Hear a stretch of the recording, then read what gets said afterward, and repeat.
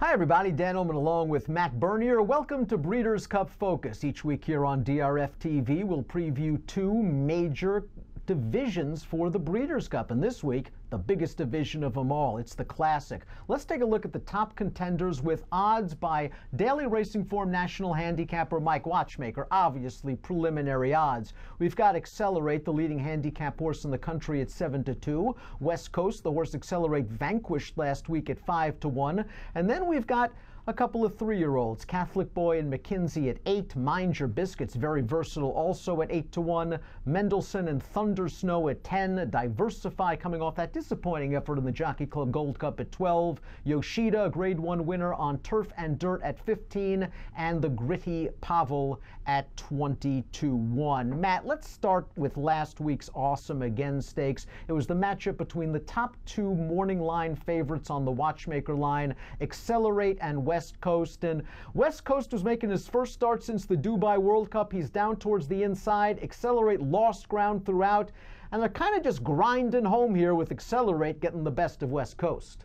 Yeah, I don't think anyone's going to look at this visually and say, oh, wow, spectacular preps leading into the Classic. But at the same time, you have to consider Accelerate carried a considerable amount of ground, and also what you alluded to with West Coast. This was his first start since running over in Dubai, so perhaps he needed one.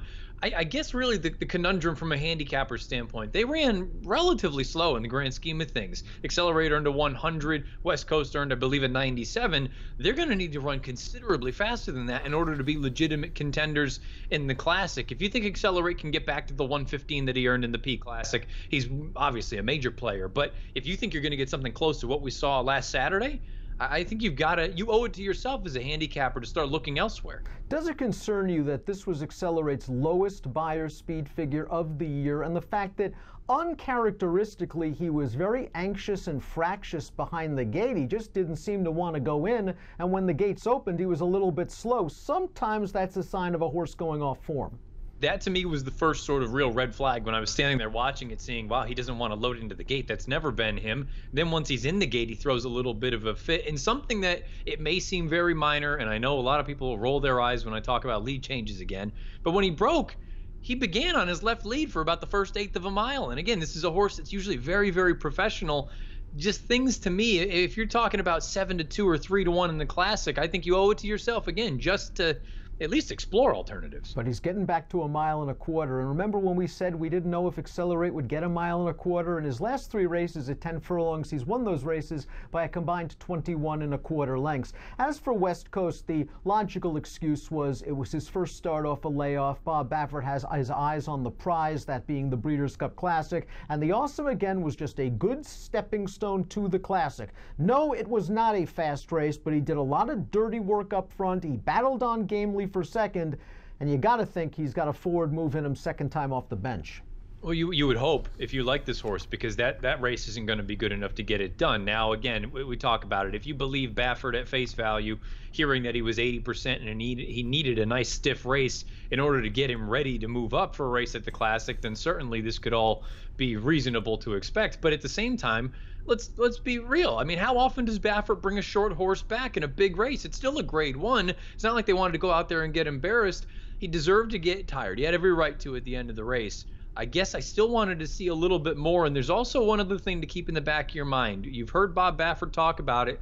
A little bit of a virus going through his barn. Keep an eye on West Coast leading into a race like the Classic, and for that matter, everyone else in his barn, because last thing you need is to come down with a little bit of a cold leading into the biggest race of their careers. Let's talk about a couple of 3-year-olds, the top 2 finishers of the Travers, Catholic Boy and Mendelssohn. We'll go back to the Travers right now, and it was a day and it was a race in which speed held up. You see Catholic Boy on the outside, now getting ahead in front of Mendelssohn, and he's going to go on and win comfortably by 4 lengths with a 104 buyer speed figure. Catholic Boy, like the older horse Yoshida, is very versatile, a Grade 1 winner this year on both turf and dirt. 1.25 miles really seems to be his friend, and on occasion we have seen some brilliant efforts from Catholic Boy.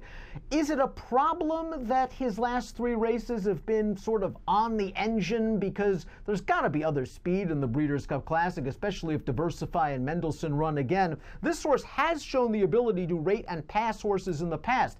Is his sudden improvement recently due to the fact that they've gotten him on the lead?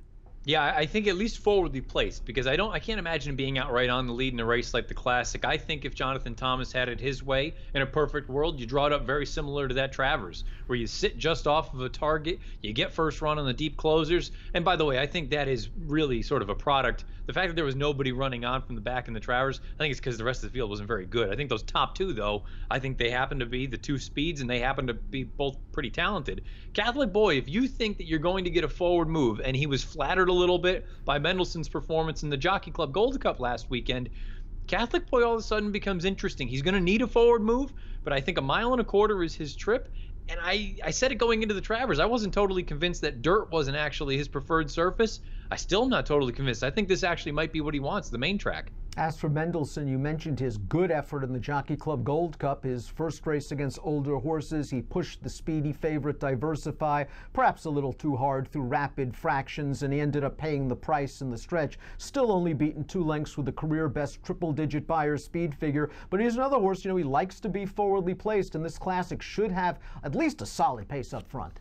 Well, really, it kind of comes down to Diversify. If he doesn't go, which personally I don't think Diversify should run in the Classic, after that, there's kind of a void of a true pace setter. And if you believe that to be the case, it's not out of the realm of possibilities that Mendelssohn finds himself on the front end. If you tell me that that's the case on the heels of the effort that we had in the Jockey Club, all of a sudden, you've got to look at him as a legitimate threat in here, too. How good is McKinzie? We talked about West Coast getting a race off of the layoff, going into the Breeders' Cup in the second start of the form cycle. McKinzie was returning off a lengthy injury-induced layoff when he won the Pennsylvania Derby, and we're going to go back to that race right now. And he was very comfortable beating a solid horse in Axelrod. You saw him a little bit late to change leads, and he's going to flash his tail. That's what he does in just about all of his races. But it was nice to see this horse fire at 9 furlongs off of a long layoff. And listen, he probably still has some upside potential as a 3-year-old. I think from a talent standpoint, you can make the argument that he is every bit as talented as any of the other 3-year-olds. I found it very peculiar following that race that Bob Baffert didn't immediately just say, oh, of course we're going to go to the Classic. He also mentioned the Clark handicap. And really the thing that I'm sort of trying to read between the lines with, going into the Pennsylvania Derby, I wasn't convinced that 1 1/8 was necessarily McKinsey's friend. And when I hear Baffert say Classic or Clark, we'll wait and take a look, makes me wonder if they're not totally convinced that he's going to appreciate an extra 1/8 of a mile. I'll say this, from a talent standpoint, I think he fits in the Classic. If he runs there, I would be very, very concerned if I was a backer of his that final 1/8 of a mile he's going to come up and get a little bit tired. Let's throw up those very preliminary watchmaker odds one more time, because there were 2 other important Classic preps last week that we should discuss. Mind Your Biscuits at 8-1 on the watchmaker preliminary line showed that 1 1/8 is within his scope. He's done just about everything in his career. A 2-time winner of the Dubai Golden Shaheen at 6 furlongs, just missed in the Met Mile at a flat mile, and last time out in the Lucas Classic, maybe it wasn't the strongest field in the world, but he can run a 108 Beyer speed figure and a very comfortable win. And I have a feeling that a lot of people are going to doubt whether this horse can get the 1 1/4 at Churchill Downs come Breeders' Cup time if he opts for the Classic. Are you one of those people? You know what? Going into the Lucas Classic, I didn't necessarily love the idea of him going longer. But then again, when I go and watch the stretch run of that, and particularly the gallop out, I tell you what, I have a heck of a lot more confidence in him getting 10 furlongs than I do McKinzie. And if you believe that 108 Beyer, which there's no reason not to, that was off of a couple-month layoff. And keep in mind, he ran as well as he did in the Whitney when he was trying to chase down basically a loose on the lead Diversify over a sloppy track. I'm not totally convinced that we haven't seen the best from Mind Your Biscuits. Again, if you think 8-1 is a little bit light, that's your prerogative, but I think you have to look at him as a legit threat too. Let's talk about that Jockey Club Gold Cup, won in shocking fashion by Discreet Lover at 45-1. The last run was the best run in the Jockey Club Gold Cup, considering the electric pace. Discreet Lover and Manny Franco made the last run, and they got all of the money. Thunder Snow was beaten a neck that day. I thought, all things considered, Thunder Snow got a good trip. He sat 3rd behind the dueling leaders. He made his bid. He took over, turning into the stretch. And yes, the last run was the best run, and he didn't make the last run. I was a little disappointed he didn't hold off Discreet Lover. No disrespect to the winner. Yeah, I mean, I can understand that point of view, but at the same time, I look at it and say this was his first start on dirt since the Dubai World Cup, and his return effort at York 2 starts back, let's call a spade a spade. It wasn't very good. He showed speed and then faded badly. To me, this, if you believe that there is a plan to get to the Classic and have him peak there, then you know what? This was in my opinion, a perfectly acceptable effort where he has taken a step forward. He's always going to be a little bit late with the lead change just because he's a European and he's not trained to do that. I think there is a realistic scenario where there's a forward move. You're right. From a trip standpoint, he got the ideal trip in that race in the Jockey Club. But at the same time, if you think he probably was one short of being at his peak, I don't see any reason why he can't take a step forward in the Classic. Accelerate, the leader of the division.